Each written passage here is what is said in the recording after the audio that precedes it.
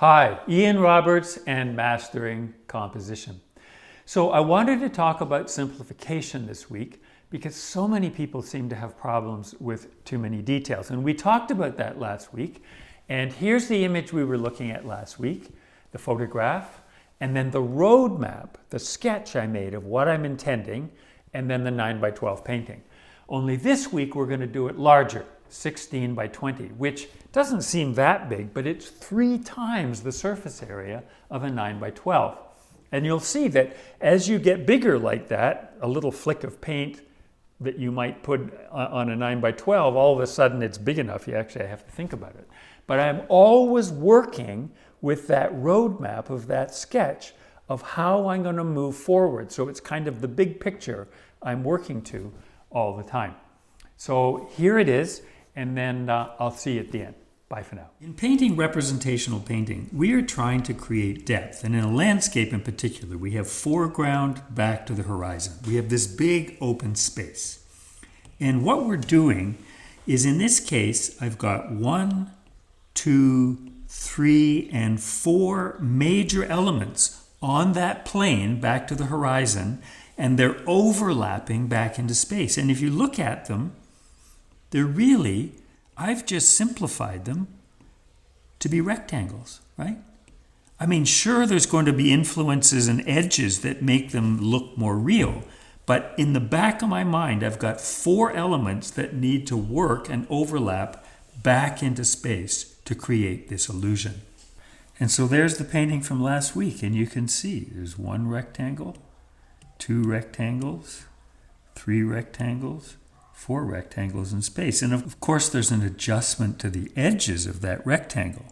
But in terms of the roadmap, in terms of where I'm going, I'm following that very simple structure the whole time I paint. So I've speeded this up to about 3 times its normal speed. And I'm painting on an oil-primed canvas. And so the paint is quite thick. You can see I'm using those sort of cheap house painting brushes.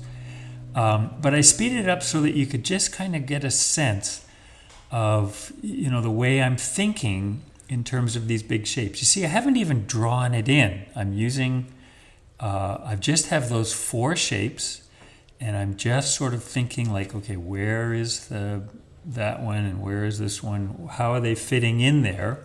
Because I have very few elements that have to come together, right? So there's the shadow and there's the water. And even if I don't get it exactly right, I can adjust it, because you'll see there's actually, like the still life from before, there's about 3 layers. Well, there are 3 layers. I paint this layer in, and then I let it dry, and then I paint another layer in. And each one, the color just gets denser and the surface gets richer, and it gets kind of more interesting as a surface, because each time you mix the paint, it's not quite the same as the last time, so there's a nice interplay as it goes. But you can see I'm just looking at each shape and the overlapping of each shape. I know that snow color looks a little weird now, but it all kind of comes together. And here's an interesting thing that happened, is you can see I'm putting in sunlit trees up at the top. And if you can't see it now, but it's not really particularly a strong idea in the smaller painting. But here, it really caught my attention. So here I'm putting in the bushes in the front. It's pretty much just the rectangle, right? It's lit side and dark side. There's some shadows underneath. Oh, another rectangle. It's kept very simple. And that whole rat's nest of information, you can see how I'm painting to that pencil sketch. You can just see that's what I'm doing. So each of these little pieces is adding up the shapes to, I see, that looks like the landscape. But one of the interesting things is that pink stuff at the top. You'll see it forces me to make some changes there that were just unnecessary in the small painting. So there is the finished painting. Well, there's the finished block in, just straight off, shape by shape by shape.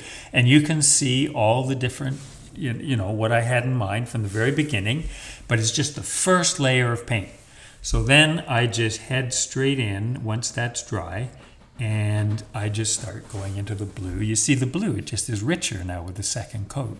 And now a lot of what I'm doing is adjusting edges. Now this looks fast because it's going, 2.5 times normal speed, but it just lets you see what's going on without sort of the pace.